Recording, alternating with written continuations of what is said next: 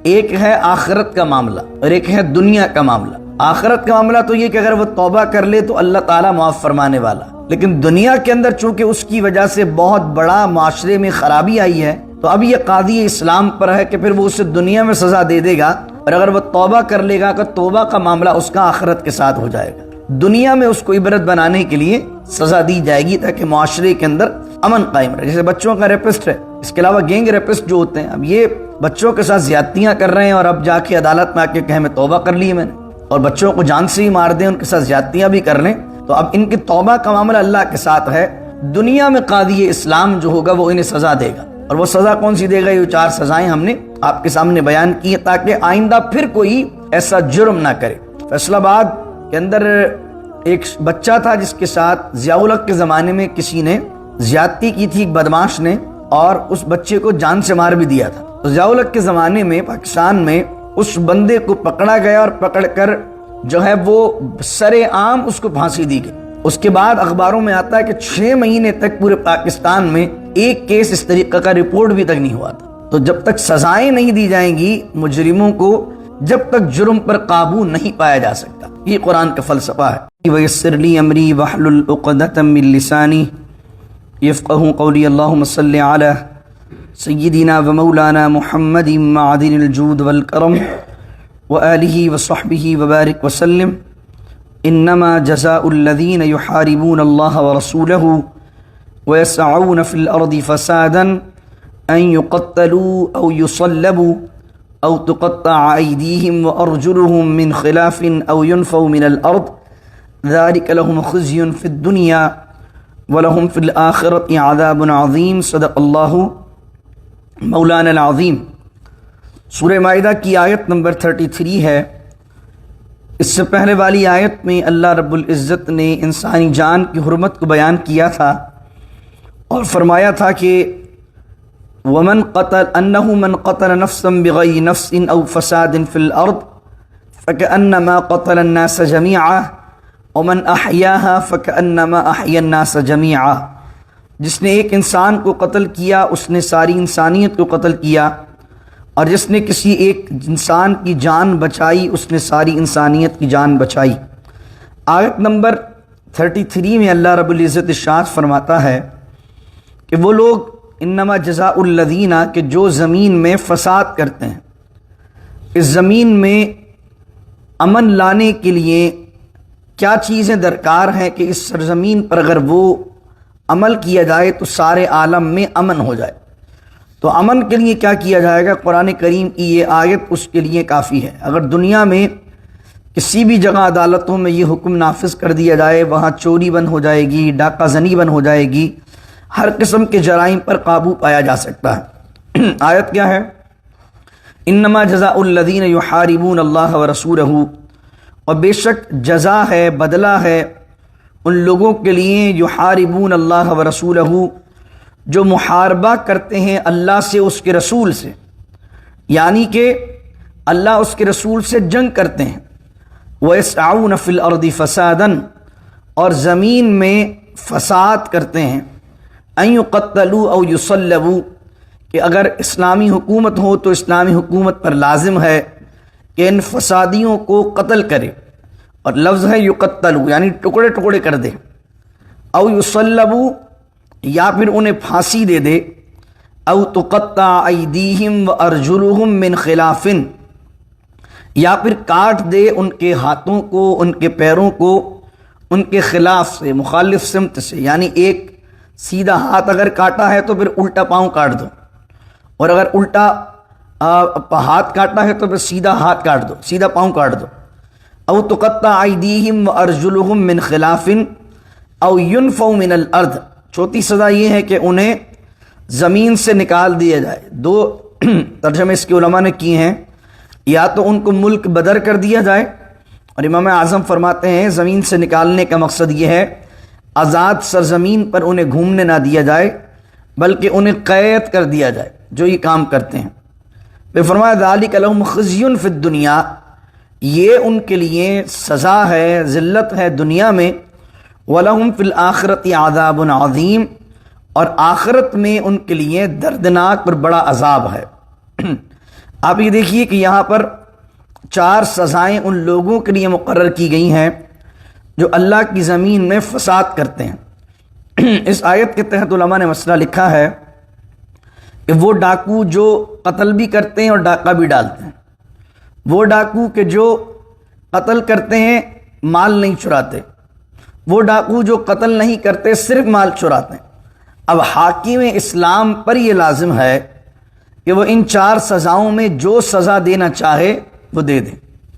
یعنی کہ اگر کچھ ڈاکو ہیں، ملک کے اندر کوئی گروپ بن گیا ہے کہ جو مختلف جگہ چوریاں کر رہا ہے، ڈاکے ڈال رہا ہے، لوگوں کو مار بھی رہا ہے، قتل بھی کر رہا ہے، تو حاکم اسلام پر یہ ہے کہ انہیں وہ قتل کرے یا انہیں صلیب دے، یا پھر اگر وہ لوگوں کو مال بھی لوٹتے ہیں اور کاٹتے بھی ہیں تو ایک امام نے لکھا اسی آیت کے تحت، فرمایا پھر پہلے ان کے ہاتھ پاؤں کاٹے جائیں پھر انہیں صلیب دی جائے۔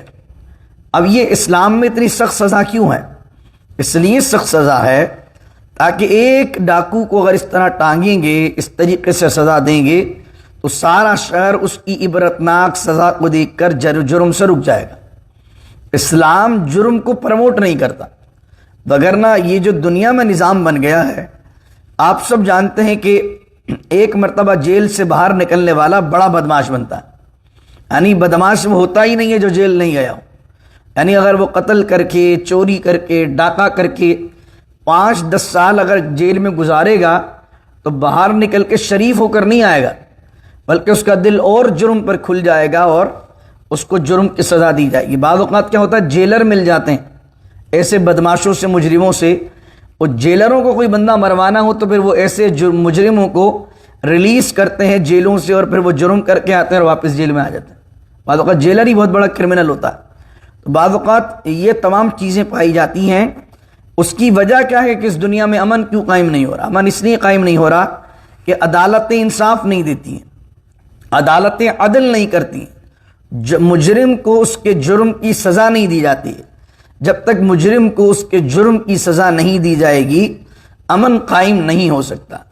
تو لوگوں کی دنیا کے اندر کیا چیز چاہیے؟ لوگوں کو ایک تو جان کی حفاظت، دوسری ان کے مال کی حفاظت، تیسری چیز ان کی روٹی کا سکون۔ یہ 3 چیزیں اگر جس گورنمنٹ میں ہوں وہاں پر بہت امن و سکون ہوتا ہے اور معاشرہ بہت امن والا معاشرہ ہوتا ہے۔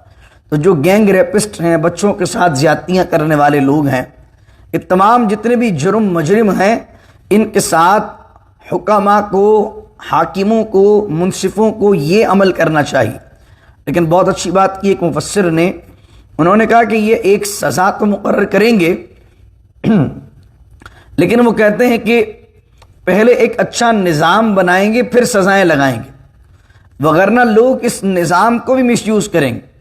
یعنی اگر کسی کے ساتھ دشمنی ہے، اس پر ڈاکہ کا یا زنا کا یا تہمت لگا دی، اس کو عدالت میں لے گئے، جھوٹے گواہ پیش کر دیے اور اس کو اسلامی سزا دلوا دی، اور وہ بیچارے پر ظلم بھی کر دیا اسلامی سزا میں۔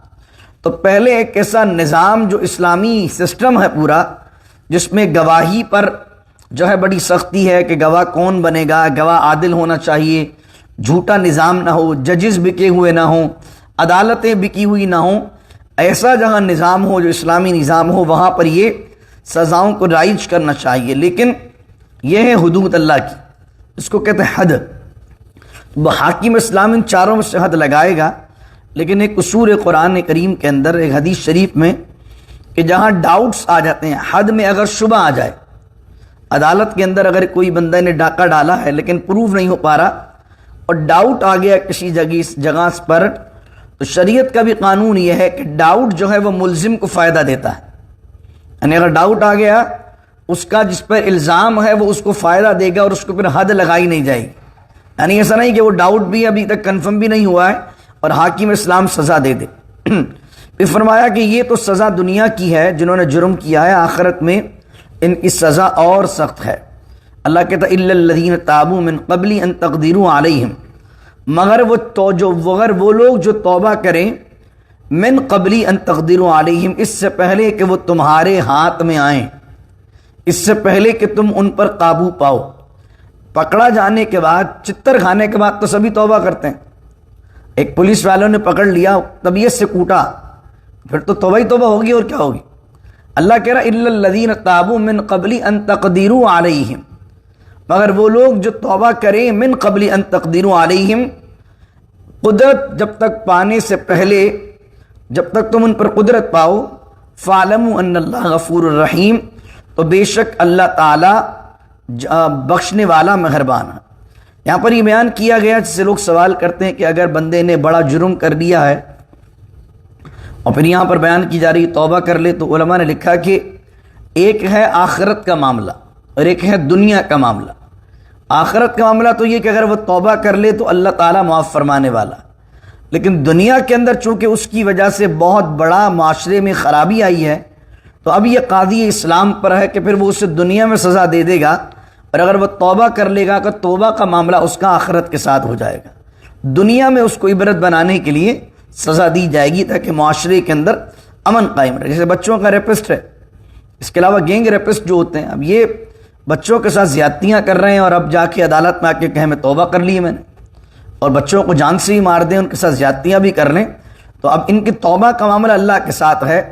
دنیا میں قاضی اسلام جو ہوگا وہ انہیں سزا دے گا، اور وہ سزا کون سی دے گا؟ یہ 4 سزائیں ہم نے آپ کے سامنے بیان کی ہیں تاکہ آئندہ پھر کوئی ایسا جرم نہ کرے۔ فیصل آباد کے اندر ایک بچہ تھا جس کے ساتھ ضیاء الحق کے زمانے میں کسی نے زیادتی کی تھی، ایک بدماش نے، اور اس بچے کو جان سے مار بھی دیا تھا۔ تو ضیاء الحق کے زمانے میں پاکستان میں اس بندے کو پکڑا گیا اور پکڑ کر جو ہے وہ سر عام اس کو پھانسی دی گئی۔ اس کے بعد اخباروں میں آتا ہے کہ 6 مہینے تک پورے پاکستان میں ایک کیس اس طریقے کا رپورٹ بھی تک نہیں ہوا تھا۔ تو جب تک سزائیں نہیں دی جائیں گی مجرموں کو، جب تک جرم پر قابو نہیں پایا جا سکتا، یہ قرآن کا فلسفہ ہے۔ پھر فرمایا یا ایھا الذین آمنوا اتقوا اللہ، ایمان والوں اللہ سے ڈرو، وابتغوا الیہ الوسیلہ، وابتغوا کا معنی تلاش کرو اس کی طرف وسیلہ، وجاہدوا فی سبیلہ، اور جہاد کرو، جد و جہد کرو، محنت کرو اس کی راہ میں تاکہ تم فلاح پاؤ۔ یہاں پر لفظ آیا ہے وسیلہ، وسیلہ ہے تو اس کے حوالے سے بہت ساری گفتگو کی جاتی ہے کہ بھائی آپ ولیوں کا وسیلہ پیش کرتے ہیں، سرکار کا وسیلہ پیش کرتے ہیں۔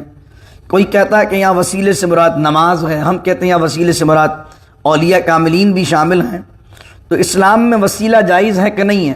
اب یہاں لفظ ہی وسیلے کا آیا ہے، ایمان والوں اللہ سے ڈرو اور اس کی بارگاہ کے اندر وسیلہ تلاش کرو۔ تو پتہ لگا وسیلہ تلاش کرنا قرآن سے ثابت ہے، لیکن اس وسیلے کا معنی کیا ہے؟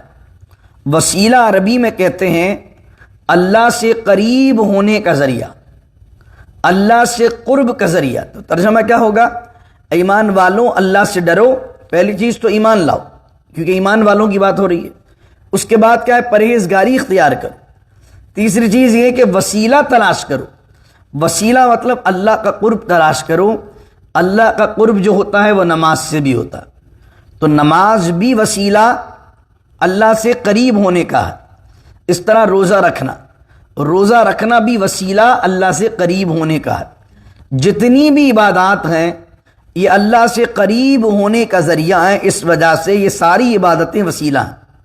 لیکن کیا صرف یہی عبادتیں وسیلہ ہیں اور کچھ وسیلہ نہیں ہے؟ تو ہندوستان اور پاکستان میں وہابیوں کے سرگنا، ان کے لیڈر شاہ اسماعیل دہلوی نے اپنی کتاب میں لکھا، یہ میں اس لیے ان کا حوالہ دے رہا ہوں کیونکہ جو وہابی مومنٹ کے لوگ ہیں وہی اعتراض کرتے ہیں کہ وسیلہ کچھ نہیں ہے، ڈائریکٹ مانگو، ڈائریکٹ ہونا چاہیے۔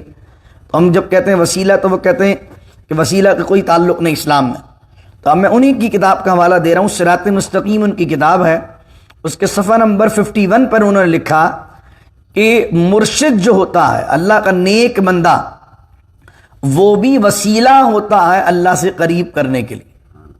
لیکن وہ مرشد کون ہوگا؟ مرشد کا معنی ہوتا ہے راہ دکھانے والا، اور جو مرشد راہ دکھائے اس کی راہ دکھانے والی، راہ پر چلنے والے کو کہتے ہیں سالک۔ یہ تصوف کی ٹرمنالوجی ہے۔ تو مرشد بھی وسیلہ ہے، لیکن مرشد ہوگا کون؟ کوئی بھنگی مرشد ہوگا، کوئی چرسی موالی مرشد ہوگا؟ مرشد ہوگا کون؟ مرشد وہ ہوگا جس کو قرآن آتا ہو، مرشد وہ ہوتا ہو جس کو نماز پڑھنا آتی ہو، جو نمازی آدمی ہو، جو اللہ والا ہو۔ یہ جو مرشد آج کل بنے ہوئے ہیں، بھمباٹی، چور، موالی، بھنگی، ان کا کیا تعلق مرشد وغیرہ بننے سے؟ کہ تو مرید بننے کے قابل نہیں ہے، یہ مرشد کہاں سے آ گئے؟ تو آج کل جو آپ میڈیا پر اکثر جو ہے وہ ایکسپوز کرتے رہتے ہیں بہت سے اینکرز کہ بھائی ایک بندہ ہے وہ کسی عورتوں کے ساتھ زیادتی کیا ہوا ہے، پیر بنا ہوا ہے، کوئی بندہ ہے جس کو قرآن کی قل اللہ احد پڑھنا نہیں آتی، وہ پیر بنا ہوا ہے۔ عجیب ڈرامے بازی مرشد کے نام پر، تصوف کے نام پہ لگی ہوئی ہے۔ تو مرشد وسیلہ ہوتا ہے اللہ سے قریب کرنے کے لیے، لیکن پھر وہ مرشد وہ ہو جو خود بھی اللہ کے قریب ہو۔ جو خود اللہ سے دور ہے وہ دوسرے کو کیا اللہ سے قریب کرے گا؟ تو اس لیے مرشد کون ہوگا؟ جو شریعت کا پابند ہے، جو قرآن و سنت کا پابند ہے، خود نماز پڑھنے والا ہے۔ اور مرشد کس سے قریب کرے گا؟ اپنے سے قریب نہیں کرے گا۔ آج کل کیا ہو گیا، کچھ لوگ اللہ سے تو ملاتے نہیں، اپنے آپ سے ملاتے رہتے ہیں۔ بس تو میرا ہو جا، مجھے چندہ دے دے، باقی تیری آخرت تو میں بنا دوں گا، میں اپنا ہاتھ پکڑ کے تجھے جنت میں لے جاؤں گا۔ اب وہ سمجھتا ہے کہ پیر صاحب نے گارنٹی دے دی، اب پوری دنیا میں حلال حرام کوئی تمیز نہیں ہے، شرابیں بیچو، سارے الٹے کام کرو، سود خوری کرو، سارے کام الٹے کرو۔ کیوں؟ کیونکہ ہم نے بڑے پیر کے ہاتھ میں ہاتھ دیا ہوا اور ہمارا پیر ہمیں جنت میں لے جائے گا۔ ارے بھائی، پیر تو تمہیں حلال و حرام کی تمیز سکھائے گا۔ وہ کون سا پیر ہے جو تمہیں حلال و حرام کی تمیز ہی نہ سکھائے؟ وہ کون سا پیر ہے جو تمہیں اللہ کی شریعت ہی نہ بتائے؟ وہ کون سا مرشد ہے جو اپنے آپ سے تو قریب کرے، اپنے گلے سے، اپنے اکاؤنٹ سے تو قریب کرے، لیکن تمہیں اللہ کی یاد نہ دلائے؟ وہ پیر نہیں، وہ مرشد نہیں۔ مرشد تو ہوتا ہی وہ ہے کہ جب بندہ مرشد سے محبت کرتا ہے تو مرشد کہتا ہے بیٹا اصل میں نہیں ہوں، اصل تو رسول اللہ ہے، اصل تو اللہ ہے۔ اس کو تصوف کی ٹرمنالوجی میں کہتے ہیں فنا فی الشیخ، پھر فنا فی الرسول، پھر فنا فی اللہ۔ یعنی جب آپ کسی مرشد کو بناتے ہیں، کسی کو مرشد بناتے ہیں، تو جب آپ مرشد بناتے ہیں تو اس پرسنالٹی سے محبت کرتے ہیں، اس کی محبت میں فنا ہو جاتے ہیں۔ جب آپ فنا ہو جاتے ہیں تو مرشد کو اور آپ کا شیخ کہتا ہے کہ بیٹا میں اصل نہیں، مجھے بھی جو فیض ہے وہ اللہ کے رسول سے ہے۔ تو آپ کو وہ لو لگا دیتا ہے اپنے سے ہٹا کر آپ کی سرکار دو عالم صلی اللہ علیہ وسلم سے۔ تو جب آپ فنا فی الرسول ہو جاتے ہیں، حضور کی محبت میں کامل ہو جاتے ہیں، تو آپ کے ذہن پہ یہ آشکار ہوتا ہے کہ حضور کو بھی جتنی برکت ملی ہے وہ ساری میرے اللہ کی طرف سے ملی ہے۔ تو آپ حضور کی محبت آپ کو اللہ کی محبت کی طرف لے جاتی ہے اور آپ فنا فی اللہ ہو جاتے ہیں۔ یہ تصوف ہے۔ اور اس دور میں آپ دیکھ لیجئے کیا تصوف ہے، اور وہ جو کتابوں میں لکھا، جو قرآن نے بیان کیا، وہ کیا تصوف ہے۔ تو وابتغوا الیہ الوسیلہ سے مراد کیا ہے؟ وابتغوا الیہ الوسیلہ سے مراد مرشد بھی ہے جو اللہ سے قریب کرے۔ اس کے علاوہ دعا کے اندر بھی وسیلہ بنانا یہ جائز ہے۔ امام احمد نے حدیث نقل کی جس کی سند صحیح ہے، کہا حضرت علی کی والدہ کا انتقال ہوا جن کا نام تھا فاطمہ بنت اسد رضی اللہ عنہ۔ حضور علیہ الصلوۃ والسلام اپنی ماں کی طرح ان سے بڑی محبت کرتے تھے۔ مکے کے اندر ان کی تدفین ہوئی تو حضور علیہ الصلوۃ والسلام قبر کھودنے کے لیے فاطمہ بنت اسد کی خود قبر میں اترے، اور نبی کریم صلی اللہ علیہ وسلم اس قبر میں لیٹے حضرت فاطمہ بنت اسد کے لیٹنے سے پہلے اللہ اکبر، پھر دعا کی، اے اللہ یہ میری ماں ہے، اللہ اکبر، اے اللہ میری ماں کی مغفرت فرما اور اسے کلمے کی تلقین فرما۔ اور حضور نے یہ دعا دینے کے بعد فرمایا میں بحق نبی کا، اور میں تجھے واسطہ دیتا ہوں تیرے نبی کا، اور میں واسطہ دیتا ہوں تمام نبیوں کا جو مجھ سے پہلے آئے۔ مجھے بتائیے حضور نے اپنی دعا میں کیا لگایا؟ واسطہ لگایا، وسیلہ لگایا، کہا تیرے نبی کا واسطہ۔ اچھا، پھر جب آپ وسیلے پر گفتگو کرتے ہیں تو کچھ لوگ کہتے ہیں بھائی وسیلہ زندہ کا دینا جائز ہے، وسیلہ جو ہے وہ قبر میں جو چلے گئے ان کا نہیں دے سکتے۔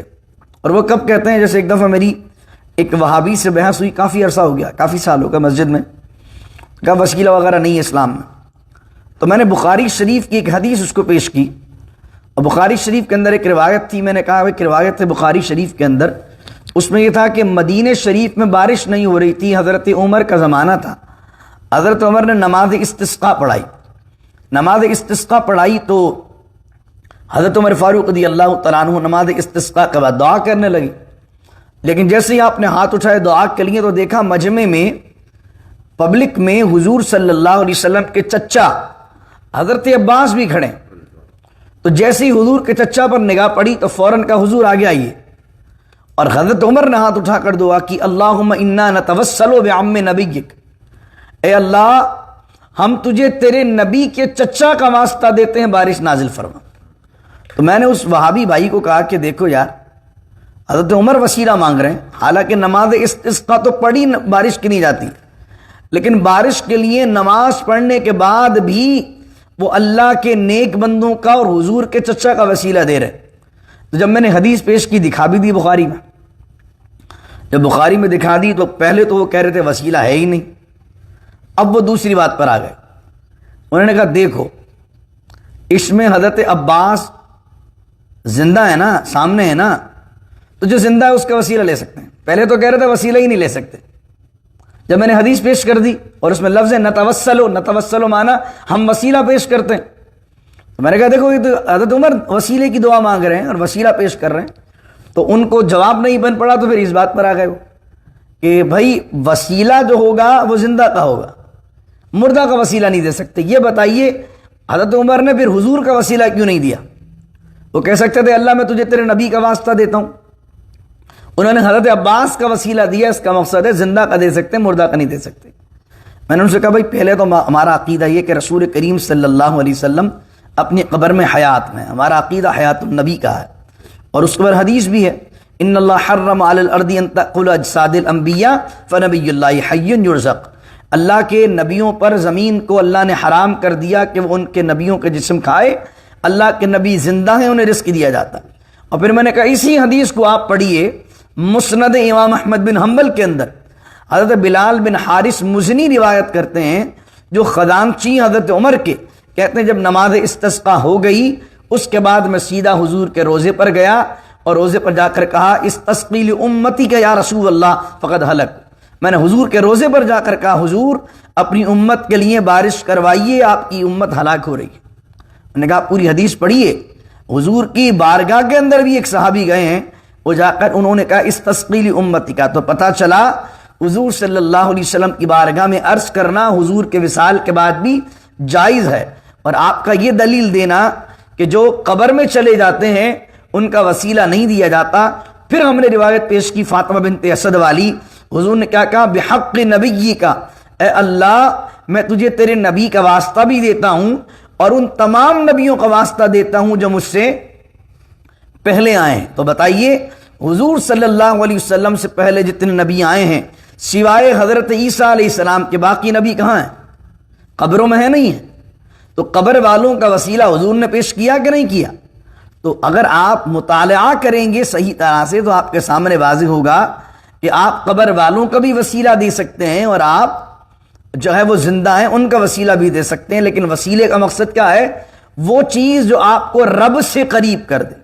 اور اب میں ایک حدیث پیش کرتا ہوں ریفرنس کے ساتھ، حضور صلی اللہ علیہ وسلم نے خود جو ہے وسیلے کی تلقین کی ہے، ایک صحابی کا خود کہا ہے کہ وسیلہ مانگو، اور حدیث کا حوالہ پیش کرتا ہوں، امام ابن ماجہ نقل کرتے ہیں، کتاب اقام السلام ہے، اور ابن ماجہ کون سی کتاب ہے؟ یہ حدیث کی 6 کتابوں میں سے معروف کتاب، بخاری، مسلم، ترمذی، ابن ماجہ، ابو داؤد، نسائی، سیاہ ستہ کے اندر شامل ہے، اور وہ ہے باب ما جاء فی صلاۃ الحاجتی۔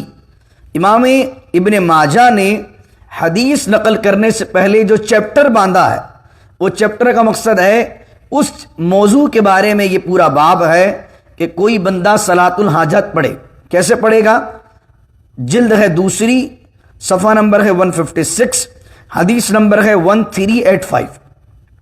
اب کہتے ہیں کہ عثمان بن حنیف رضی اللہ تعالیٰ عنہ سے روایت ہے، ایک نابینا شخص بارگاہ رسالت صلی اللہ علیہ وسلم میں حاضر ہو کر دعا کے طالب ہو، یا رسول اللہ میں نابینا ہوں دعا کر دیں۔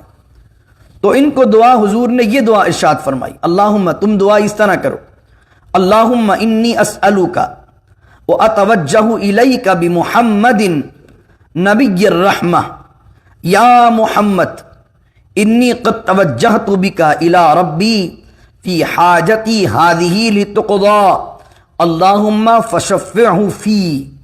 یہ دعا کون سی ہے جو حضور نے ایک نابینا صحابی کو بتائی کہ تو اس طرح دعا کر، اور یہ کہاں لکھی ہوئی ہے؟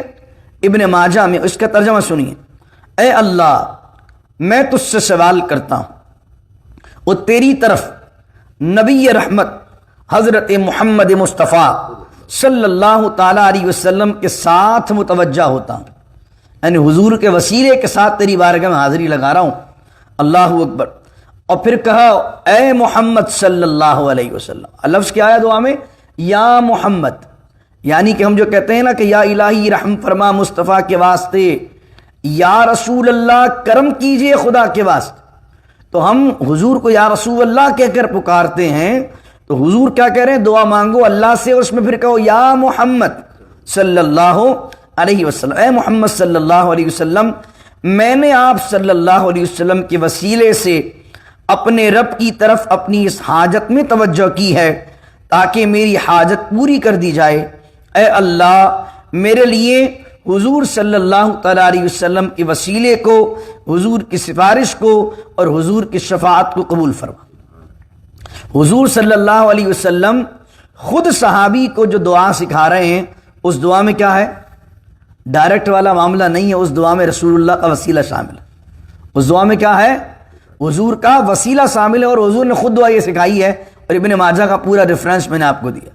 تو جو لوگ وسیلے کا انکار کرتے ہیں کہ یار کیا حاجت ہے، ہم اگر کہتے ہیں یا اللہ غوث پاک کا وسیلہ، یا اللہ غریب نواز کے صدقے بخش دے، یا اللہ غریب نواز کے تجھے واسطہ دیتا ہوں، ہم کسی مزار شریف پر جاتے ہیں اور کہتے ہیں اللہ ہم تو بڑے گنہگار شخص ہیں، لیکن شیخ غوث اعظم نے، میرے غوث نے تیرے دین کی خدمت کی ہے، 92 سال کی عمر تک تیرے دین کو پھیلایا ہے، غریب نواز نے ہندوستان آ کر 90 لاکھ لوگ مسلمان کیے، اسلام کو گھر گھر تک پہنچائے، اے اللہ ان کی محنتوں کا واسطہ، اے اللہ ان کی شان کا واسطہ، اے اللہ اس صاحب مزار کی وہ عظمت جو تیری بارگاہ میں، اس عظمت کا واسطہ، اے اللہ غریب نواز کے صدقے میرا یہ کام کر دے، اے اللہ خواجہ صاحب کے صدقے میرا یہ کام کر دے، اے اللہ رسول کریم صلی اللہ علیہ وسلم کے صدقے میرا کام کر دے۔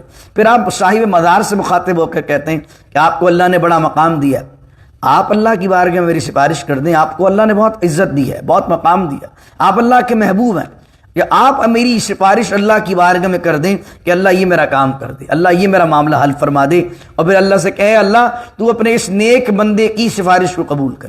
وہی دعا حضور نے فرمائی نا کہ دعا آخر میں کہ اللہم فشفعہ فیہ، اے اللہ تیرے نبی کی سفارش کو میرے حق میں قبول کر لے۔ اللہ اکبر۔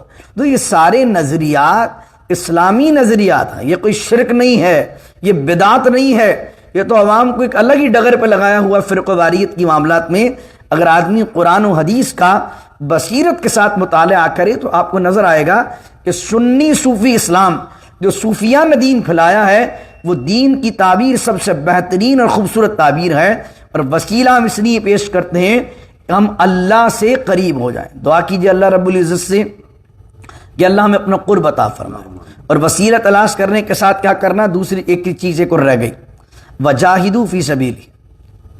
ایسا نہیں وسیلہ مانگے جا رہے ہیں، محنت کچھ کر ہی نہیں، نماز پڑھ نہیں رہے، زکوٰۃ دے نہیں رہے، حج کر نہیں رہے۔ اللہ نے کہا ایمان والوں اللہ سے ڈرو، وابتغوا الیہ الوسیلہ، وسیلہ تلاش کرو، وجاہدوا فی سبیلہ، اور میری راہ میں محنت کرو۔ آدمی کہے بھائی ارے بھائی میں تو غوث پاک کا مرید ہوں، جہنم میرے کو ہاتھ نہیں لگا سکتی، اس طرح ملتے ہیں آپ کو۔ اور میں بچپن میں جو ہے وہ ایک شعر خود پڑھا کرتا تھا، ایک شعر مجھے آج میں سوچتا ہوں تو ضرورت ہے، بچپن میں وہ منقبت یاد کی ہوئی تھی غوث پاک کی۔ ارے دوزخ تجھے ناز ہے اپنی آنکھ پر، میں اپنا ہاتھ رکھتا ہوں تیرے چراغ پر، میں غوث کا مرید ہوں مجھ کو جلا کے دیکھ۔ بھائی مرید ہونے سے کام تھوڑی بنے گا، محنت کرنا پڑے گی، نماز پڑھنا پڑے گی، غوث پاک کی تعلیمات پر عمل کرنا پڑے گا۔ بچپن میں ہم بھی اس طرح کے، تو اس طرح بہت سے لوگ ارے ہم قادری ہیں جان دے دیں گے، قادری ہم نے تو ضرورت کیا ہے؟ بھائی قادری ہو تو تمہیں زیادہ حاجت ہے غوث کی تعلیم کی۔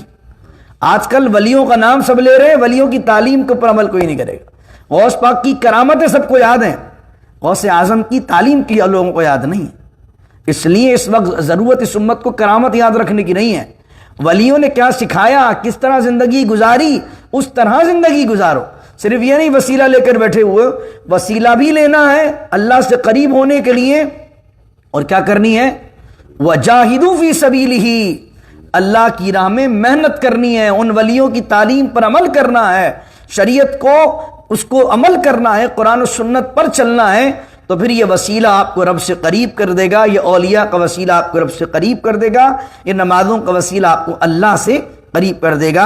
اور جب یہ چیزیں ہو جائیں گی تو اللہ کہہ رہا تفلحون، تو تم کامیاب ہو جاؤ۔ دعا کیجیے اللہ رب العزت سے اللہ تعالیٰ عمل کی توفیق عطا فرمائے۔ بسم اللہ الرحمن الرحیم، الحمدللہ رب العالمین والصلاة والسلام علی اشرف الانبیاء والمرسلین، ربنا ظلمنا انفسنا وان لم تغفر لنا وترحمنا لنكونن من الخاسرین، رب اجعل لي مقیم الصلاة ومن ذریتی ربنا وتقبل دعاء، ربنا اغفر لي ولوالدي وللمؤمنین یوم یقوم الحساب، ان اللہ وملائکته يصلون على النبی یا ایہا الذین آمنوا صلوا علیہ وسلموا تسلیما، اللهم صل على سيدنا ومولانا محمد معدن الجود والكرم وآله وصحبه وبارك وسلم، سبحان ربك رب العزة عما يصفون، والسلام على المرسلين، والحمد لله رب العالمين، لا إله إلا الله محمد رسول الله صلى الله عليه وسلم۔